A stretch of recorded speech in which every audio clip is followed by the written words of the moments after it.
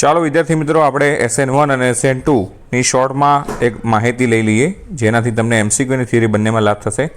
તો એના માટેની ટ્રીક છે 31/12 આપણી 31 ડિસેમ્બર યાદ રાખવાનું. BC પહેલામાં બ્રોમિન અને બીજામાં ક્લોરિન યુઝ થાય છે ઉદાહરણ સાથે. તો 31નો મતલબ થશે તૃતીયકમાં SN1 સારી થાય અને 12નો મતલબ થશે પ્રાથમિકમાં SN2 સારી થશે.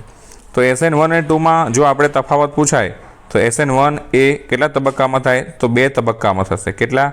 2 તબક્કામાં થશે. જ્યારે SN2 છે એ એક જ તબક્કામાં થાય છે. SN1 એનો વેગ કેટલો હોય? તો K ઇન્ટુ તમારો જે પ્રક્રિયક હશે એની સાંદ્રતાના 1 ઘાતના સમપ્રમાણ. જ્યારે SN2 છે મતલબ કે બંને ઉપર આધારિત હશે, તો એનો વેગ એટલે K ઇન્ટુ તમારો જે પ્રક્રિયક હશે એ અને સાથે જે ન્યુક્લિયોફાઇલ હશે, આપણે OH- હતો બરાબર, તો એના આધારે પણ એટલે બંનેના આધારે આપણો ક્રમ સરવાળો કરીએ તો આપણને કેટલો મળશે? 2 મળશે. પછી SN1 એ રેસિમિક મિશ્રણ બનાવશે. રેસિમિક મિશ્રણ બનાવે છે જ્યારે આની અંદર વિન્યાસનું વ્યુત્ક્રમણ થાય છે. શું થાય છે? વિન્યાસનું વ્યુત્ક્રમણ થાય છે.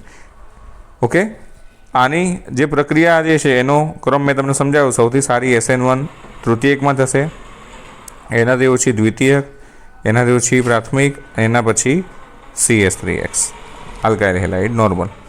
એ જ રીતે SN2 છે એ પ્રાથમિકની અંદર સારી જોવા મળે છે.